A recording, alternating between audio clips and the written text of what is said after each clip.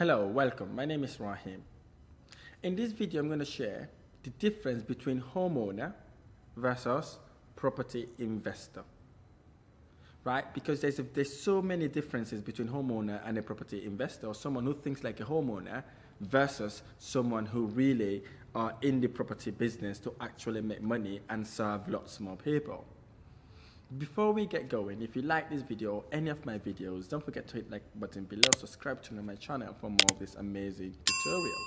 So the reason why I wanted to actually make a contrast between a homeowner and a property investor is for you to learn and understand what the differences are. So if you find yourself actually being a homeowner, how you can extract yourself from it and become a property investor.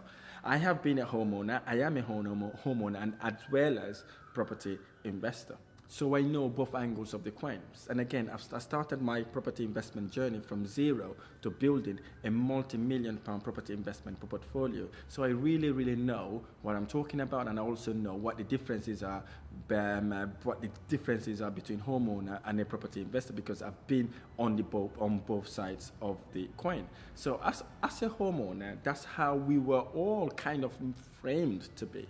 Basically, we were told that we need to go to school, primary school, go to secondary school, and then obviously we go to college, and then we go to university, get ourselves a job, and the next thing our families ask us basically is to buy a home. And once we bought a home, and then obviously we got married, and then obviously we were told then to start having kids and pay down our mortgage. So basically this is what we've been framed to do, this is how we've been programmed to do, especially if you've gone to uni, you've educated yourself and you've started work and you feel that security. So the only thing that you'll be thinking of, maybe I can buy my house, pay it as quickly as I could possibly can, and then obviously retire and then get my pension. Okay, that's how we've been framed. That is a homeowner mindset, right? Because basically we've been brought up that way, and then that emotions, we tend to build it up when you're buying the house. We're looking for the most expensive house, or we're looking for a house that is very nice. We go in and invest.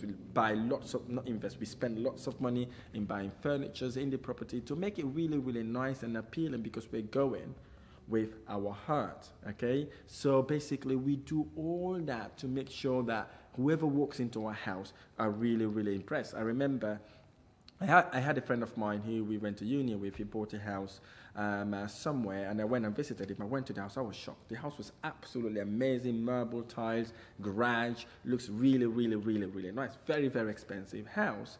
And I looked at the house as, wow, well done, you've done really well. But looking at it as an investor side of things, I'm thinking probably he used too much of his emotion there. So that's the difference, basically. I'm not saying do not do your house really nice, but I want to reverse that idea so that you would know exactly how it is. Because obviously we were told to buy that expensive house, make it look really nice, and we were also told to actually pay off, right? So that then, pay the property, so that then we would have a house that we haven't got any loan.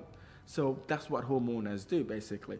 Or basically, we are thinking about, okay, we're going to live in this house for a bit, or for a number of years, and then obviously sell the homes before they start buying their own investment properties. So because they don't know what they do not know, basically. They think the only way they can invest in a property is by selling the existing property they have, make a bit of profit from it, and then obviously go and buy other investment properties. So again, that's how we've been taught. That's basically what it has been engraved in us. So it's difficult for us to actually leave that sort of idea to be able to go and literally learn about the different ideas. So the property investors, what they do basically, the thing that they do, they buy properties by raising funds. Suppose they have a house, right? What they would do, instead of selling that house, they will look at the equity they would have acquired within that property.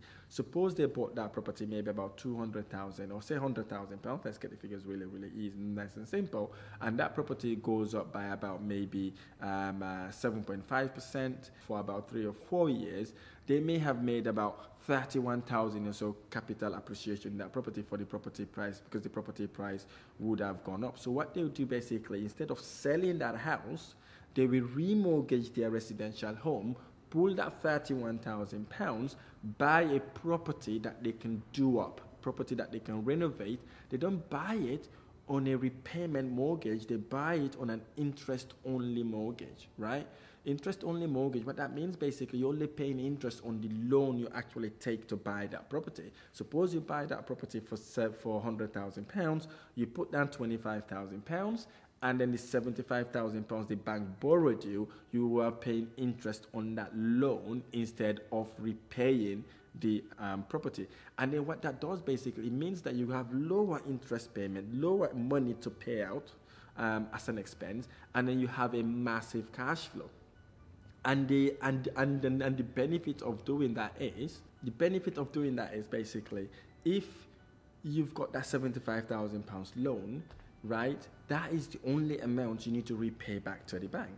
You and I know property prices in the past 80 years, since the 1960s to now, property prices have been going up 7.5% a year, average, okay? Average property prices are going up by 7.5%. So you and I know the property prices would be going up anyway. So even if we pay off that mortgage in about 3 or 4 years' time, we would only have to pay that £75,000 because obviously we'll be paying interest on it. So property price has gone up by, say, worst case scenario 7%. Let's say in £100,000, you would have generated £21,000 from just one property. That is just on capital appreciation. I'm not talking about the rent you would have acquired as well. So you would have made about £400 to £500 net profit if you were to rent that property to a normal tenant who will be paying you your monthly rental income. So again, these are the benefits you could get. One, you raise funds from not selling the house, right? You pull that equity out, you invest in buying a property, right? You hold the property up, property prices goes up 7.5% and in average every year. You hold that property for about three years or so. You've got £7,000 every single year on capital appreciation. Times that by 3 years, you earn £21,000. Plus, you would have collected rent from that property as well. So again, that's the benefit of doing the interest only, because basically you're only paying for the debt and you're using the cash flow in a better way to help you build your property portfolio. So and again, homeowner mindset, basically they're worried about being a landlord. They don't want to be a landlord. They're worried about things could go wrong, or what if something goes wrong, who's going to look after the property, what's going to happen. They're worried about being a landlord, managing that property. But what property investors thought about, they don't think about the management side of things, because they know they want to be property investors, not property managers. So what they do basically, they'll buy the property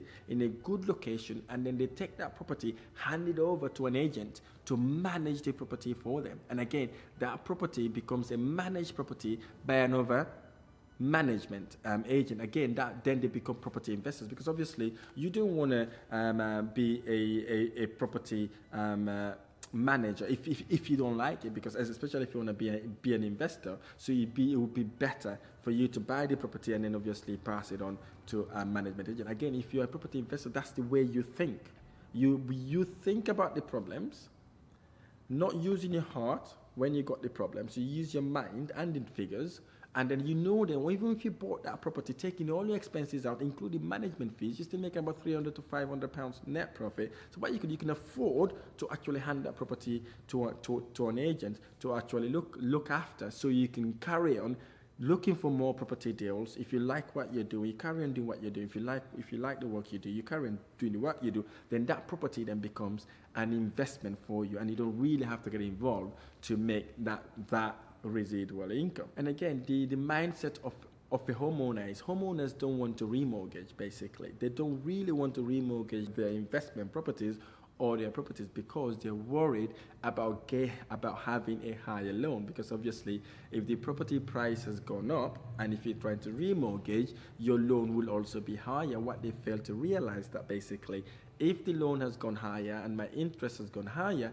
I can easily increase the rents to my tenant. Because what happens basically, if interest rate goes up, if looking after the property become expensive, we can easily pass that on to our tenant, because obviously the tenant is the one who's actually paying for the rent that allows us to pay the interest on the loan. Again, if they don't know, they use the emotion. How about if I don't increase the rent? How about if I can increase the rent? And again, if you started your property investment journey with the right footstep, you would have already put a structure in place that would allow you to be able to increase your rent in an annual basis without even interest going up. Because in your properties, you should be having contract that allows you, that's stipulated in the contract, that rent goes up by a specific rate every single year. So again, that then allows you basically to have that buffer should you want to remortgage your property at a higher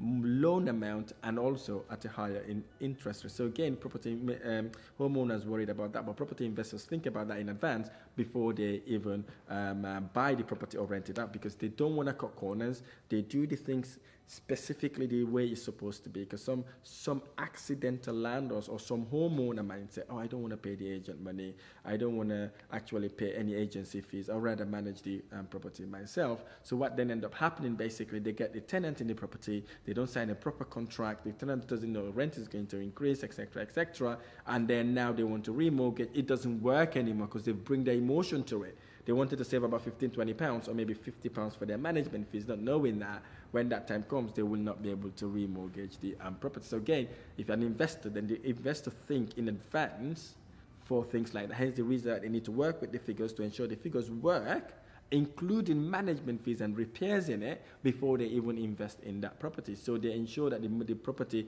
generate the money from day one instead of becoming a liabilities. And again, homeowners, when it comes to investment, basically, homeowners invest with their heart, right?